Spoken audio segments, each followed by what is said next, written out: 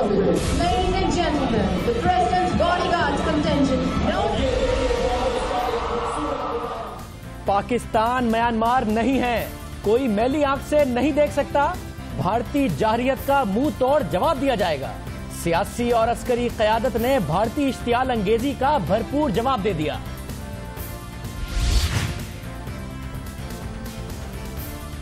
Judicial commission की समाअत के दौरान अहम इंकिशाफात सामने आ रहे हैं। नून लीग और पाकिस्तान तहरीक इंसाफ के कई उम्मीदवारों के अक्सर पोलिंग स्टेशंस में फॉर्म 15 मौजूद ही नहीं। 8 बरसों की ताखीर के बाद बिलाखिर सिंध हुकूमत को ख्याल आ ही गया। कराची में पानी का मसला हल करने के लिए K4 मंसूबे का संगे बुनियाद रख दिया गया, लेकिन सिंध हुकूमत की उम्मीदें अब भी वफाक से वाबस्ता हैं। और बल्दियाती इंतखाबात में मुबैना धांधली के खिलाफ खैबर पख्तूनख्वा में अपोजिशन की हड़ताल। हुकूमत मुखालिफ जमातें बदस्तूर अपने मुतालबात पर कायम हैं।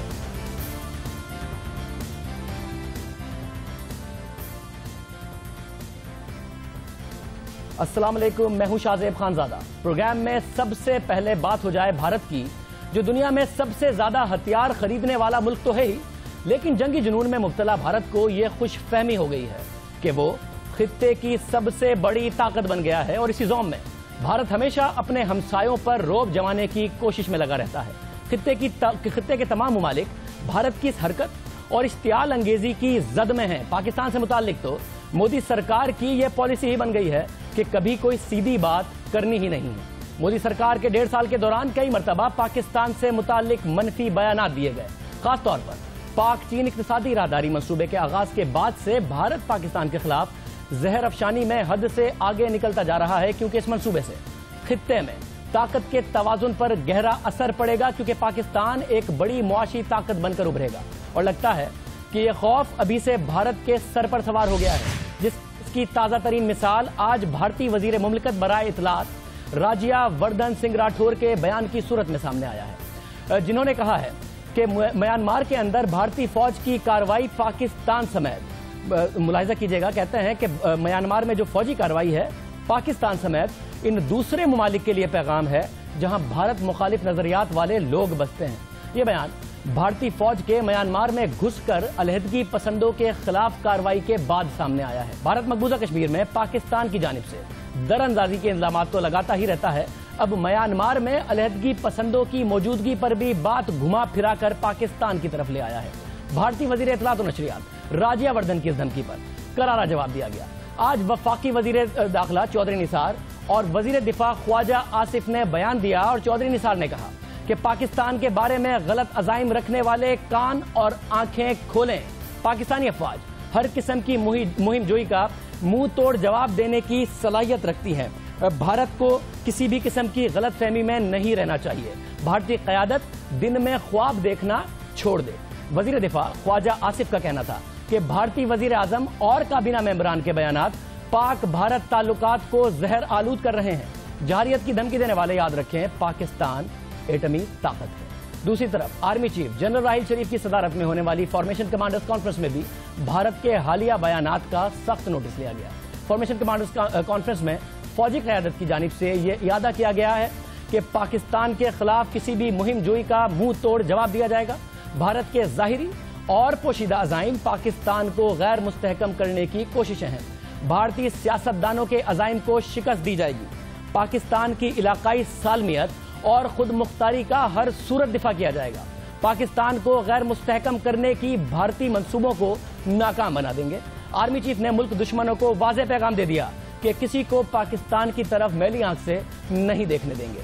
वफाकी वजीर दाखिला, वजीर दिफा और आर्मी चीफ जनरल राहिल शरीफ के जवाब ने भारत को भरपूर तरीके से बता दिया है कि भारत दिन में ख्वाब देखना छोड़ दे। पाकिस्तान कोई तरने वाला नहीं जो कोई भी ऐरा गैरा निगल जाएगा। ये तो था सियासी और अस्करी क़यादत का भारत को भरपूर जवाब। जरा हम भी भारत की आंखें खोलते हैं जो दिन में ख्वाब देख रहा है। भारतीय वजीर आजम नरेंद्र मोदी और उनके वजीर इत्तलात राज्य वर्धन सिंह राठौर शायद किसी गलत फहमी का शिकार हैं और पाकिस्तान के हवाले से भारतीय हुक्काम को किसी ने कोई गलत खबर दी है तो हम पाकिस्तान के हवाले से भारत की गलत फहमी दूर करते हुए चंद हकाइक बता देते हैं। पाकिस्तान इस्लामी दुनिया की वाहिद और दुनिया की 7वीं एटमी ताकत है। पाकिस्तानी फौज दुनिया की ताकतवर तरीन अफवाज एक है। पाकिस्तानी मिसाइल सिस्टम दुनिया के बेहतरीन और आला तरीन मयार के सिस्टम्स में से एक है। पाकिस्तान का FM-90 air defence missile system महारत से ड्रोन्स और गाइडेड मिसाइल को भी निशाना बना सकता है। पाकिस्तान दुनिया के बेहतरीन फाइटर जेट तैयारे JF थंडर 17 बनाने की सलाहियत रखता है। पाक एयरफोर्स को दुनिया के बेहतरीन पायलट्स की खिदमत हासिल है। भारत को 1965 की जंग में 1 मिनट में 5 भारतीय तैयारे गिराने वाले MM आलम को याद रखना चाहिए। पाकिस्तान के पास दुनिया की बेहतरीन बहरी फौज है, जिसके पास भारत से बेहतर आबदोजें मौजूद हैं। पाकिस्तान आबादी के लिहाज से दुनिया का छठा बड़ा मुल्क है और दुनिया की मुआशी दौड़ में पाकिस्तानी मईशत 18वें नंबर पर है। ये वो तमाम हकाइक हैं जो भारत को अपने जहन में रखने चाहिए। और सबसे आखिर में भारत के लिए एक अहम इत्तला याद रहे, पाकिस्तान म्यांमार नहीं है। प्रोग्राम में एक ब्रेक और उसके बाद जिक्र होगा सियासी हालात का फॉर्म 15 के हवाले से। कुछ अहम खबरें हैं। नून लीग का अपना मौकफ है, पाकिस्तान तहरीक इंसाफ का अपना मौकफ है। इस पर बात होगी एक ब्रेक के बाद।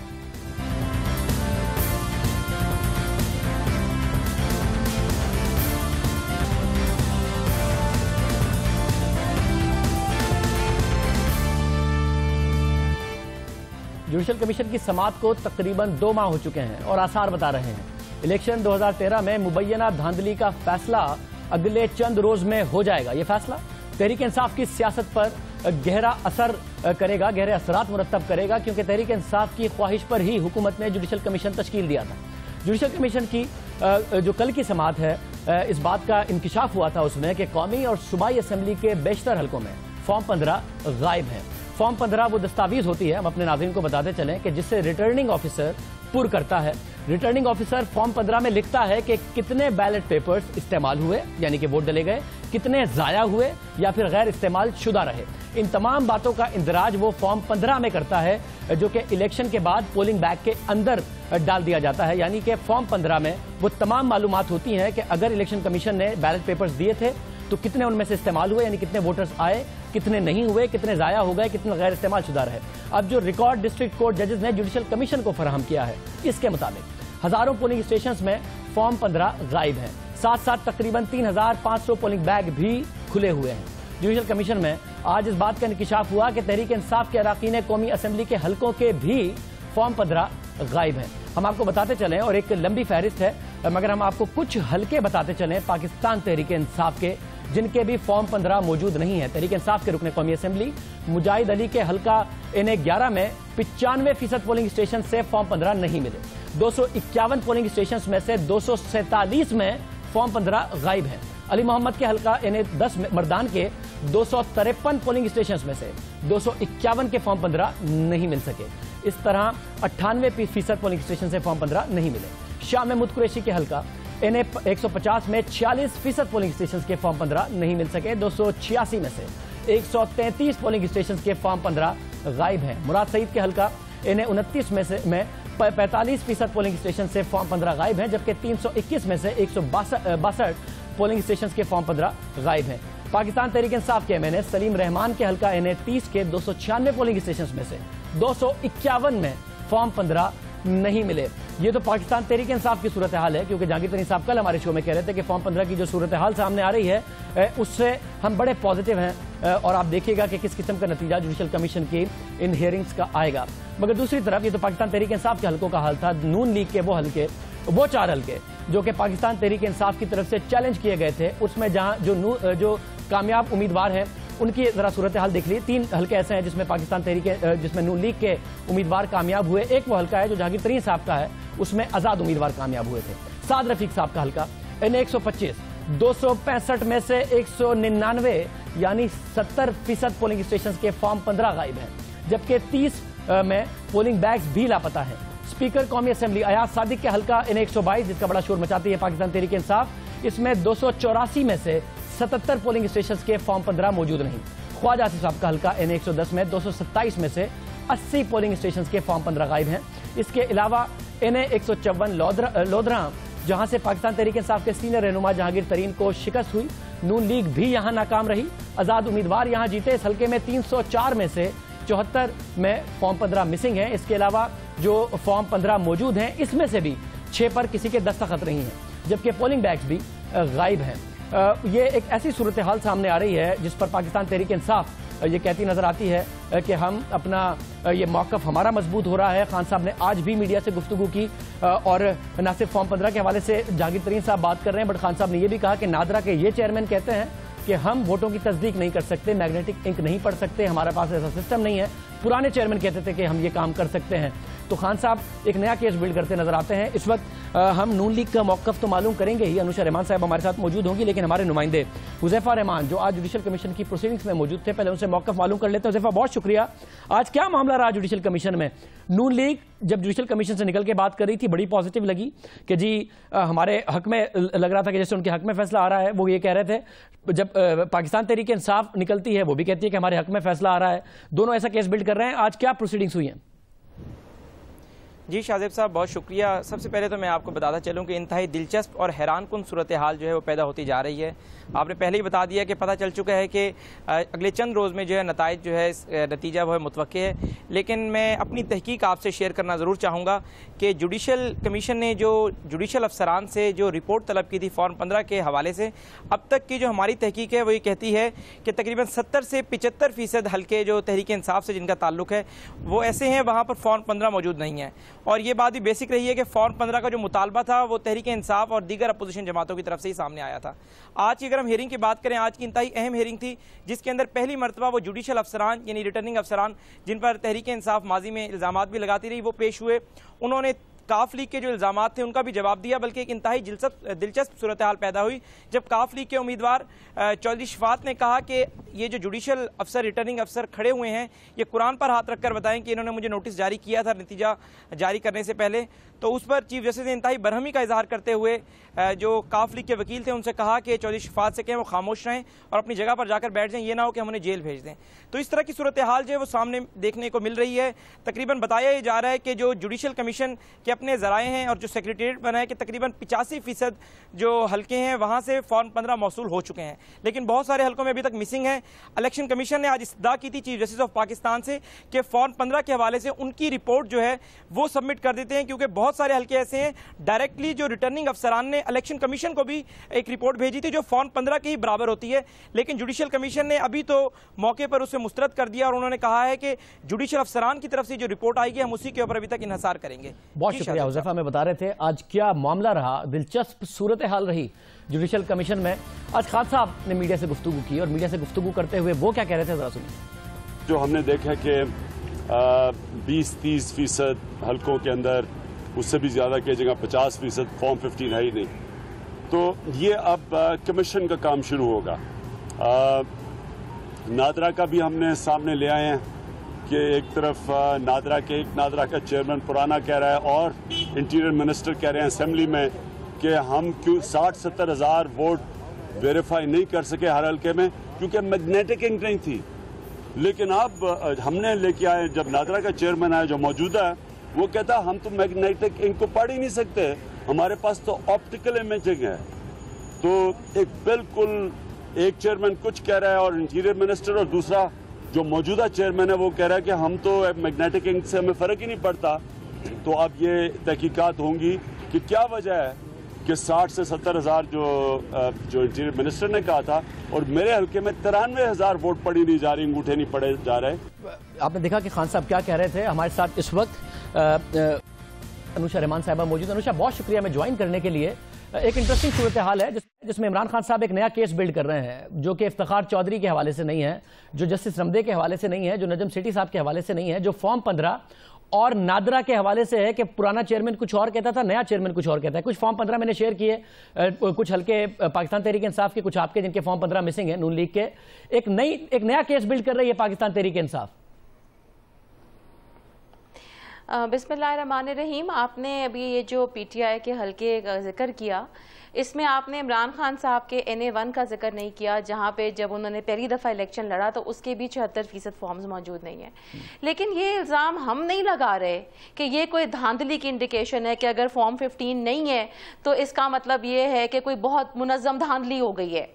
देखिए, पहली बात तो ये कि प्रिजाइडिंग ऑफिसर का ये काम है कि वो फॉर्म 14 तैयार करते हैं। फॉर्म 14 वो इलेक्शन का रिजल्ट टेबुलेट करते हैं और फॉर्म 15 जो है वो उसके अंदर ये तमाम तफसील के साथ एडिशनली एक तफसील होती है कि बैलेट पेपर्स का रिजल्ट क्या है।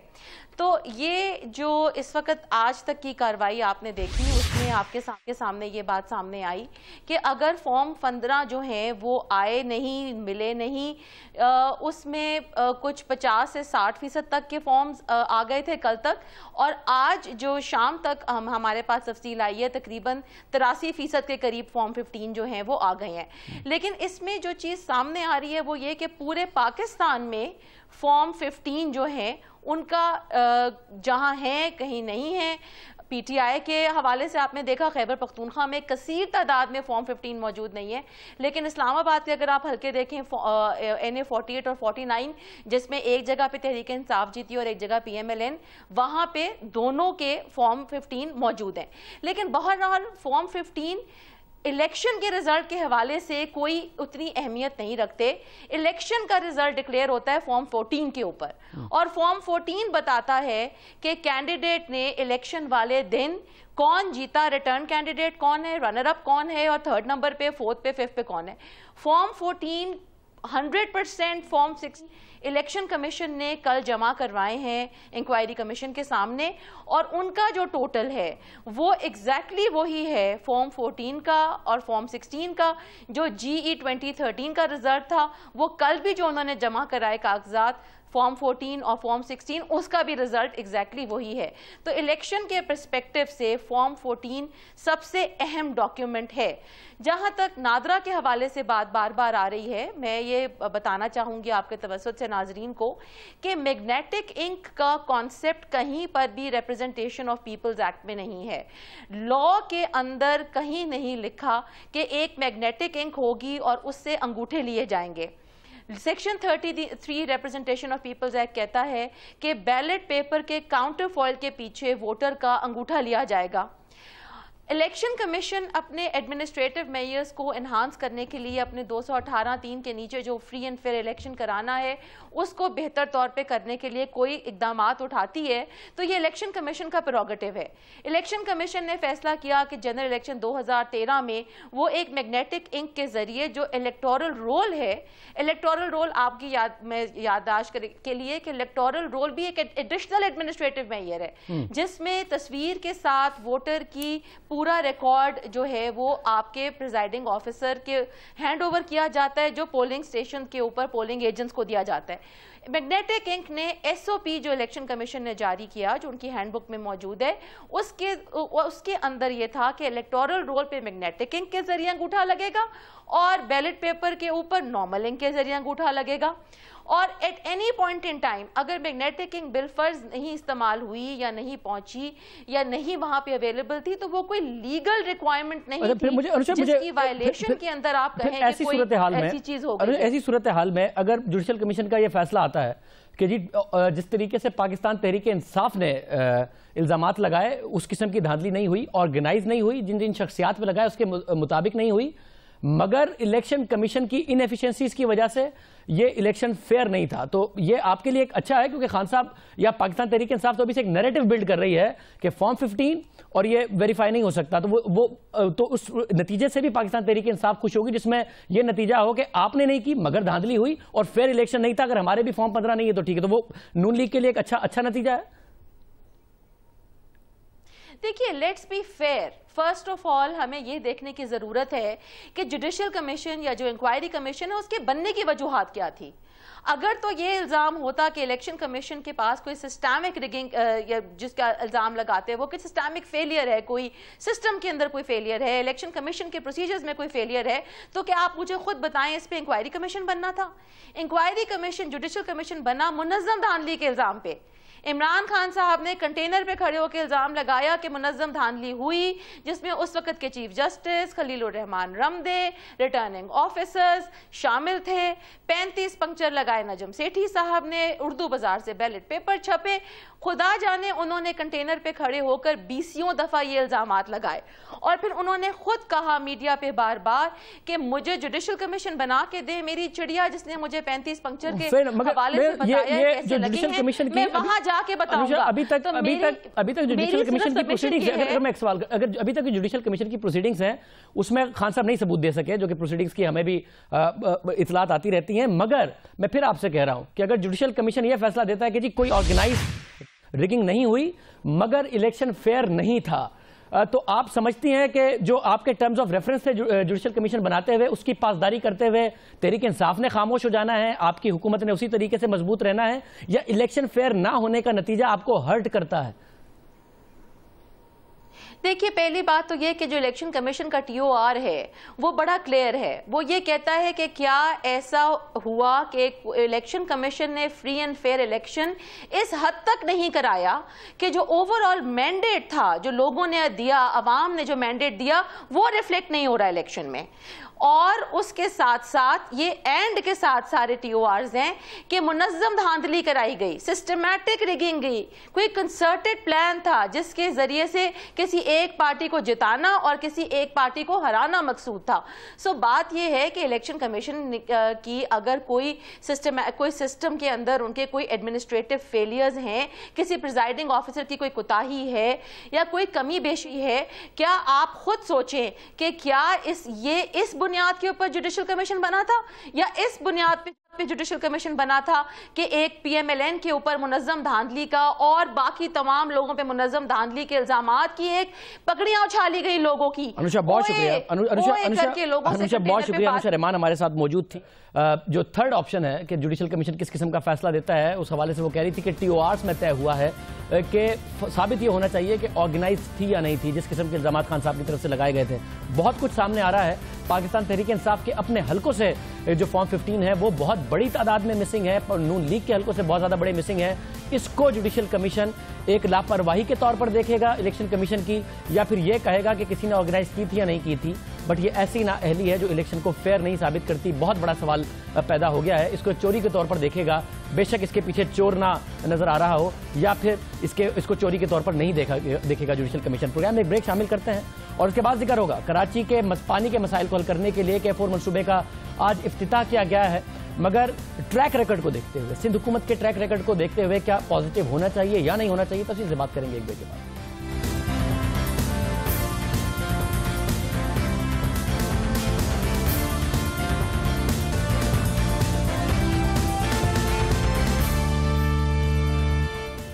कराची में पानी के मसाइल से अवाम बहुत परेशान है, इसलिए कई मौकों पर कराची के मुख्तलिफ इलाकों में एहतजाज भी नजर आता है और सिंध हुकूमत के खिलाफ पानी के मसले पर अपोजिशन जमातें सिंध में कई बार एहतजाज भी करती रही हैं। कराची के पानी के मसले से निपटने के लिए 8 साल बाद आज वजीर आला हाउस में K4 मंसूबे का संग बुनियाद रखा गया। इस मंसूबे की तकमील वफाक और सिंध हुकूमत मिलकर करेंगे। K4 मंसूबे पर तकरीबन 25.5 अरब रुपए यानी कि 25.5 अरब रुपए की लागत आएगी और इस मंसूबे के मुकम्मल होने के बाद कराची के अवाम को 650 मिलियन गैलन पानी मैसर आएगा। इसका पहला मरहला 3 बरसों में मुकम्मल होगा, जिससे कराची को योमिया 260 मिलियन गैलन पानी मिलना शुरू हो जाएगा। और आज वजीर आला सिंध सैयद कायम अली शाह का कहना था कि यह मंसूबा 3 मरहलों में मुकम्मल होगा। पहला मरहला 2018 में, जबकि दूसरा मरहला 2025 और तीसरा मरहला 2030 में पाया तकमील को पहुंचेगा। इब्तिदाई तौर पर सिंध हुकूमत 13 अरब रुपए इस्तेमाल करेगी और वजीर आला का कहना था कि वफाकी हुकूमत ने कहा है कि सिंध हुकूमत मंसूबा शुरू करे, वफाक बाद में अपना हिस्सा भी डालेगा। K4 मंसूबे का प्लान 2007 में उस वक्त के नाज़िम कराची मुस्तफ़ा कमाल ने पेश किया था, जिसके तहत योमिया 100 मिलियन गैलन पानी कराची के अवाम को मिलना था, लेकिन यह मंसूबा कई सालों से फाइलों में दबा रहा।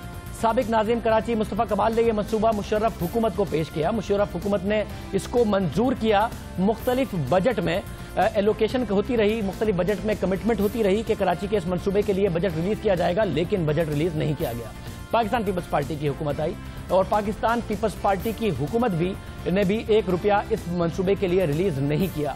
और उसके बाद हुकूमत आई मुस्लिम लीग नवाज की, जिसमें भी 1.5 साल से यह मंसूबा लटका हुआ है, 2 साल से मंसूबा लटका हुआ है। फिर एक मौका ऐसा आया कि जिसमें वफाकी और सिंध हुकूमत सर जोड़कर बैठे और यह तय पाया कि 18वीं तरमीम के बाद वफाकी हुकूमत सारे पैसे नहीं दे सकती, सिंध हुकूमत भी कंट्रीब्यूट करे। और जराए के मुताबिक उस मीटिंग में यह भी हुआ कि सिंध हुकूमत ने कहा कि सारा सिंध हुकूमत नहीं देगी, कुछ सिटी गवर्नमेंट कराची भी कंट्रीब्यूट करे, यानी 50% कंट्रीब्यूट करे। वही सिंध कराची की सिटी गवर्नमेंट जिसके पास मुलाजमीन को तनख्वाहें देने के पैसे नहीं हैं और मुलाजमीन एहतजाज करते फिरते हैं। वही सिटी गवर्नमेंट जिसके पास कराची में कूड़ा करकट साफ करने के लिए पैसे नहीं है और कराची में जगह जगह कचरा भरा हुआ है। वही हुकूमत, वही सिटी गवर्नमेंट जिसके पास गाड़ियों में पेट्रोल के पैसे नहीं है, जिसकी वजह से ये मंसूबा फिर लटका रहा। कराची के लिए नागुजूर इस मंसूबे की इब्तिदाई लागत 12 अरब रुपए थी, जो अब बढ़कर 25.5 अरब रुपए हो गई है। यानी कि 8 साल पहले ये मंसूबा बन जाता तो सस्ते दामों बन जाता, मगर नहीं बनाया गया। पीपल्स पार्टी गुज़िश्ता 7 बरसों से सिंध में बरसर इख्तिदार है, अब उसे ये मंसूबा मुकम्मल करना होगा। आज वज़ीर इत्तलात सिंध शर्जील मेमन का कहना था कि वफाकी हुकूमत की तवज्जो सिर्फ एक सूबे पर है, वफाकी हुकूमत कराची को उसका हक नहीं दे रही। वफाकी हुकूमत की तरफ से किसी भी किस्म का जो जायज हक कराची को मिलना चाहिए वो नहीं मिल रहा। और ना सिर्फ कराची, मैं कहता हूं कि सिंध भर का जो जायज हक है, जो टैक्स सिंध से वफाक को जाता है, और फिर वफाक की जिम्मेदारी ये होती है, क्योंकि जो कि बड़े भाई की जिम्मेदारी होती है कि वो तमाम भाइयों को साथ लेकर चले। अनफॉर्चुनेटली सिंध में जो स्कीम्स हैं, जो मेगा प्रोजेक्ट्स हैं, उसके लिए वफाक की तरफ से जो रेस्पॉन्स है वो मायूस कुन है। मैं समझता हूं कि शायद हमारी वफाकी हुकूमत सिर्फ पंजाब को ही पाकिस्तान समझती है, उनकी नजर में खैबर पख्तूनख्वा, बलूचिस्तान या सिंध की वो अहमियत नहीं है। जी मेमन साहब जो एतराज कर रहे थे वफाकी हुकूमत पे कि पंजाब को बड़ा स्पेशल ट्रीट किया जाता है, कुछ ऐसे वाकयात ज़रूर हुए हैं कि नून लीग की हुकूमत पर बार बार ये तनकीद हुई है कि वफाकी जो हुकूमत है वो वज़ीर आला पंजाब उसमें ज़्यादा फ्रॉम द फ्रंट लीड कर रहे होते हैं, मुख्तलिफ मनसूबों में भी, वज़ीर आज़म के मुख्तलिफ दौरों में भी, और दूसरे जो सूबे हैं उनके वज़ीर आला को ये मौका नहीं मिलता मुख्तलिफ दौरों में। मगर पीपल्स पार्टी के लिए, शर्जील मेमन साहब के लिए कुछ सवालात पैदा होते हैं जब वो सिंध और कराची को बुनियाद बनाकर यह एतराज़ करें कि वफाकी हुकूमत डिस्क्रिमिनेट करती है पंजाब में और दूसरे सूबों में। पीपल्स पार्टी 2008 से 2013 तक वफाक में हुक्मरान जमात थी। जब पीपल्स पार्टी ने इस मंसूबे की जानिब तवज्जो क्यों नहीं दी? क्या वजह है कि पीपल्स पार्टी के 5 सालों के दौरान भी कराची के अवाम को यह मंसूबा नसीब नहीं हुआ? पीपल्स पार्टी 2010 से इस बात का क्रेडिट लेती रही कि उसकी हुकूमत ने 18वीं तरमीम पास की, जिसके बाद सूबों को बाख्तियार किया गया, सूबों को मजीद फंड्स मिले। तो पीपल्स पार्टी की हुकूमत जिम्मेदारी लेने से क्यों इज्तनाब कर रही है?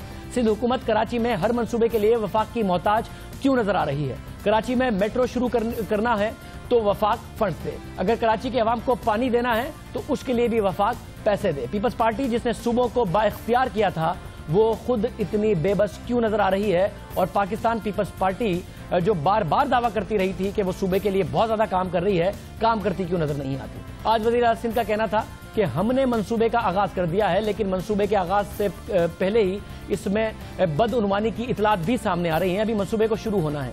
बहुत बड़ी जिम्मेदारी है वज़ीर आला सिंध की, बहुत बड़ी जिम्मेदारी है वफाकी हुकूमत की कि इस मंसूबे में बदउनवानियां ना हो। अभी मंसूबा सिर्फ शुरू हुआ है, अभी ये इतलात आई हैं कि इस मंसूबे के जो बाकी मामलात हैं वो बाद में बनेंगे। अभी सिर्फ बाउंड्री वॉल बननी है, उसी में कुछ करप्शन की इतलात आ रही हैं। जिम्मेदारी है सिंध हुकूमत की, जिम्मेदारी है वफाकी हुकूमत की कि इसमें कोई करप्शन ना हो। सिंध हुकूमत को इस मंसूबे को साथ साथ न सिर्फ करप्शन से बचाना है बल्कि टाइम लाइन देना होगी। इस मंसूबे के 3 फेजेस मुकम्मल, जो टाइम लाइन दी जा रही है सिंध हुकूमत की तरफ से, उन्हीं में उसको मुकम्मल करना होगा। अगर ये उनमें मुकम्मल ना हुए तो ना सिर्फ करप्शन के हवाले से बल्कि बदइंतजामी के हवाले से सवालात उठेंगे। मुकम्मल ना हुए तो ये सवाल उठेगा कि लागत कितनी बढ़ गई, क्योंकि अगर मुकर्ररा मुद्दत में मंसूबों को ना मुकम्मल किया गया तो लागत उसी तरीके से बढ़ जाएगी जिस तरीके से 2007 में अगर ये मंसूबा शुरू कर लिया जाता तो आज लागत इतनी ना होती।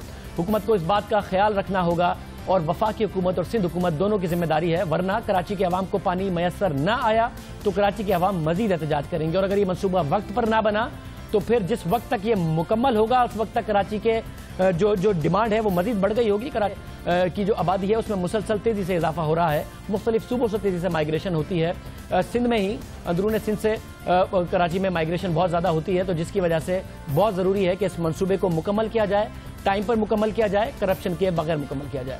प्रोग्राम में एक ब्रेक शामिल करते हैं। आज अपोजिशन जमातों ने खैबर पख्तूनख्वा में भरपूर एहतजाज करने की जो धमकी दी थी, क्या वो भरपूर एहतजाज करने में कामयाब हुए या नहीं, और इसके आगे जो एहतजाज करने की बात कर रहे हैं उसमें कामयाब होंगे या नहीं, इस पर बात करेंगे एक ब्रेक के बाद।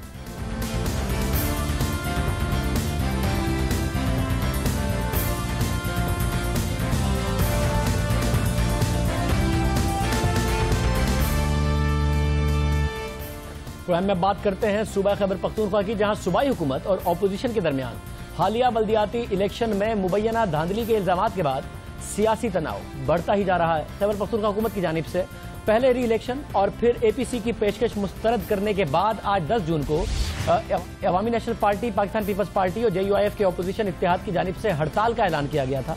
हड़ताल कैसी रही, कामयाब हुई या नहीं हुई, ये हम आपके सामने लेके आएंगे। आगे क्या होगा ये भी हम आपको बताएंगे, मगर एक दिलचस्प सूरत हाल ये नजर आई कि पाकिस्तान पीपल्स पार्टी आज इस हड़ताल से कुछ फासले पर नजर आ रही थी। क्या वजूहात हैं और ये हड़ताल कितनी कामयाब रही, कितनी नहीं रही, उस पर बात करने से पहले ये बताते चलें कि 16 जून को एक बड़े जलसे का और बड़े एहतजाज का भी ऐलान किया गया। क्या कह रहे थे मियां इफ्तिखार हुसैन साहब, जरा सुनिए।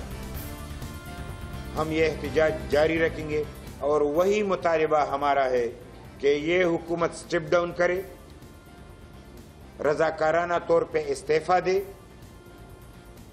और निगरान सेटअप के ज़रिए निगरानी इलेक्शन कराए। यही एक हमारी टारगेट है और इंशाअल्लाह ताला 16 तारीख को एक बहुत बड़ा इज्तिमा से फरीक इत्तेहाद का मरकजी कायदीन उसमें मौजूद होंगे। मियां इफ्तिखार हुसैन 16 तारीख को एक बड़े इज्तिमा की बात कर रहे थे। आज का मामला क्या रहा, क्योंकि आज के लिए उन्होंने कहा था कि एक टेम्पो बनाएंगे, जबरदस्त किस्म का एहतजाज करेंगे। इस वक्त जियो न्यूज़ के ब्यूरो चीफ खैबर पख्तून जियो न्यूज़ के ब्यूरो चीफ पेशावर महमूद जान हमारे साथ मौजूद है। उनसे सबसे पहले पूछते हैं और उसके बाद इस हवाले से जरा आपको मजीद भी तज्जिया सुनाएंगे। महमूद जान साहब, बहुत शुक्रिया हमें ज्वाइन करने के लिए। बड़ी बड़ी बातें की थी इफ्तिखार साहब ने भी कि एक टेम्पो बनाएंगे, अवाम का जबरदस्त किस्म का प्रेशर बिल्डअप करेंगे। कुछ मनाजिर तो हमने स्क्रीन पर देखे भी। आपकी नजर में क्या ये एक भरपूर एहतजाज था, क्या ये एक कामयाब एहतजाज था अपोजिशन की तरफ से? नहीं, ऐसा कुछ भी नहीं था। माजी के मुकाबले में अगर आप देखें तो आज की हड़ताल मेरे ख्याल में एक कमज़ोर तरीन हड़ताल थी, जिसकी तरफ लोगों ने रिस्पॉन्ड नहीं किया। ख़ुद ताजरों ने उससे पूरी तरह लाताल्लुकी का इजहार किया, जो कि आपको मनाजिर देखने को मिले हैं। उसमें आपको ये ज़रूर देखने को मिला होगा कि कैसे जब ये जुलूस आते थे तो लोगों से यानी ज़बरदस्ती दुकानें बंद करवाई जाती थीं। और इसकी वजह ये नहीं थी कि लोगों को हुकूमत से शायद कोई प्यार था या लोग हुकूमत के स्टैंड को जस्टिफाई समझते हैं, बल्कि लोग इस सारे मामले से अलग तलग हैं। जो ये कुछ हुआ है जिस पे हुकूमत और ये 3 जमातों वाली अपोजिशन एक दूसरे के साथ उलझी हुई है, तो उससे लोग ताल्लुकी का इजहार करते हैं। लेकिन इसमें जो सबसे बड़ी जो समझने वाली बात है वो ये है कि खुद इन जमातों के उन लोगों ने जिनको अब जाके ज़िल्ली हुकूमतें मुख्तलिफ अजला में बनाने का मौका मिलेगा, इन 3 जमातों के अपने लोग भी उतने जोशो खरोश के साथ इस हड़ताल का हिस्सा नहीं थे, क्योंकि उन्हें नज़र आ रहा है कि वो आइंदा हुकूमतें वो बनाने जा रहे हैं, तो इसलिए वो अपना नुकसान होता नहीं देख रहे। इसलिए आपको नज़र आया होगा कि पेशावर और चारसदा की हद तक अगर हड़ताल में कहीं जोशो खरोश नज़र आया भी, तो बाकी की जगहों पे इतना ज़्यादा नहीं था, क्योंकि कुछ अजला में ये जमातें जाके खुद भी हुकूमतें बना रही हैं। और इसमें हैरानगी वाली बात यह है कि कहीं कहीं तो ये तीनों जमातें एक दूसरे की अपोजिशन में भी नजर आ रही हैं। तो चूंकि इनकी ऊपर सूबे में ये एक छोटी सी शक्ल तो आपको नजर आती है कि ये एक